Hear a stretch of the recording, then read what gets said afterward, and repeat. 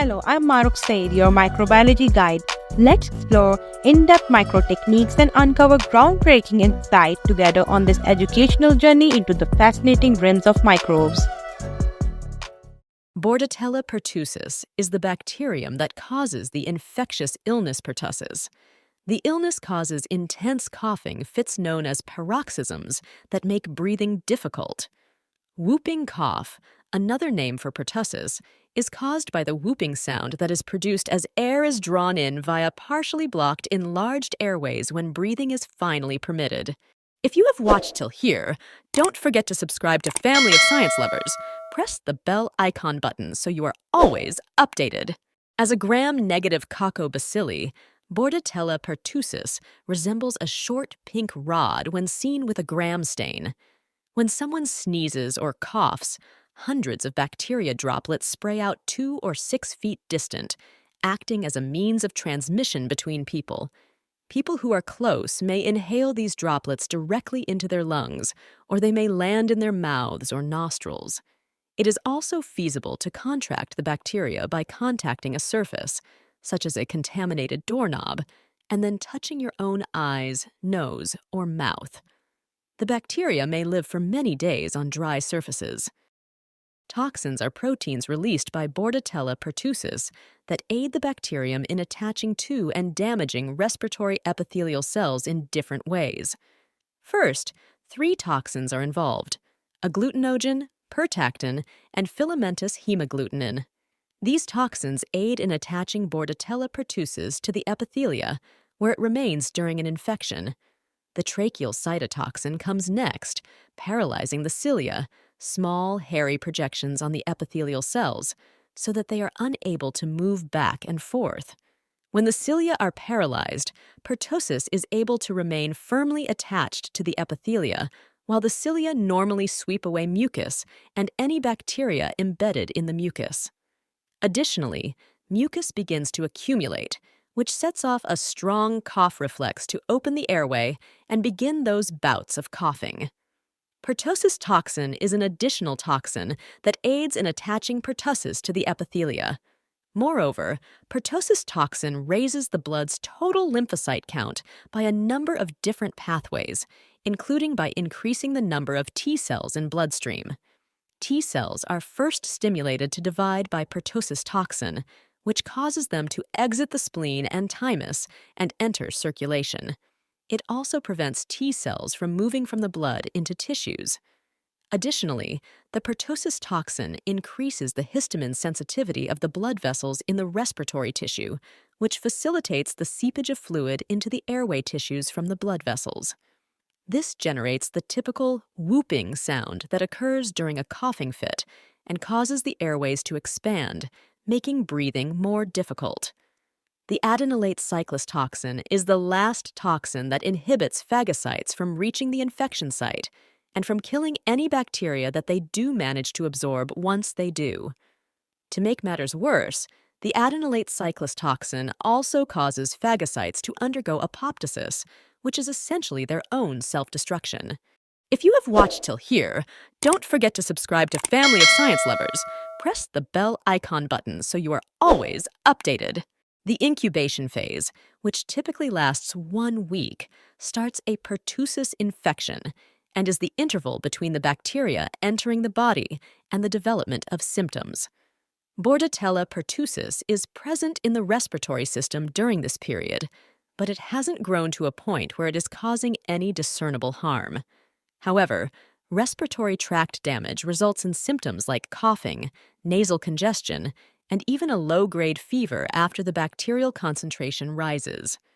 This period, known as the catarrhal phase, lasts for almost 2 weeks. Because there are now many bacteria in the respiratory system that are simple to aerosolize, pertussis is extremely infectious. The paroxysmal phase, which lasts for an additional 1 to 6 weeks, follows that. Bordetella pertussis is being eliminated by the immune system during this phase, but the harm the bacteria made while it was alive and well is still causing symptoms. The most prominent enduring symptom is when someone has paroxysms that sound like a machine gun explosion, a continuous episode of coughing, followed by an inspiratory whooping sound made by air sliding past a swollen and partly closed glottis. These intense paroxysms can produce microscopic petechiae in the face due to capillaries bursting from the pressure, vomiting, a collapsed lung, and fractured ribs. Very young babies frequently experience gasping, cyanosis, apnea, or what is known as a apparent life-threatening episode, or ALT, during this time instead of experiencing intense coughing fits or whooping noises. Low oxygen levels can result in fatalities, as well as major issues including encephalopathy, convulsions, and brain damage. Additionally, there's a higher chance of pneumonia brought on by other microorganisms that prey on compromised respiratory systems. The last stage is the convalescent phase, which lasts for 2 to 3 weeks and is marked by a gradual improvement in the cough, the fading of whooping and paroxysms, and the healing of the airway. If you have watched till here, don't forget to subscribe to Family of Science Lovers. Press the bell icon button so you are always updated. Since medications may be administered to kill bacteria and lessen harm, it is ideal to identify pertussis during the catarrhal phase. Attempting to cultivate the bacteria in a culture or using polymerase chain reaction to detect the DNA of living or dead bacteria are two methods of detecting the bacterium. Another method involves swabbing the nasopharynx. Using a direct fluorescent antibody that recognizes Bordetella Pertussis antigens is an additional choice. Searching for a pertussis antibody response, which is often detectable after the infection has gone on for a few weeks, is a last resort. The degree of lymphocytosis is a significant predictor of the severity of disease, particularly in young babies. Thankfully, the pertussis vaccination produces antibodies that can help prevent the illness from happening in the first place or minimize its symptoms if it does. The DTaP vaccination, which stands for diphtheria, tetanus, and a cellular pertussis, is most frequently administered in addition to the pertussis vaccine. The vaccination offers protection against pertussis that is more than 90% effective. Because of this, pertussis outbreaks often only happen in nations where the vaccine is not available, in areas where a large percentage of the population is unvaccinated, and among older people whose immunity may have faded over time from vaccination. For this reason, immunizations are necessary to preserve protection, as are booster shots.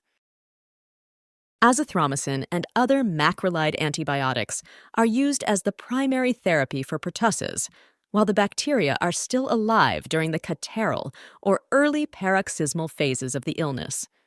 Additionally, it's critical to stop the spread of pertussis to vulnerable people, such as small children and immunocompromised people.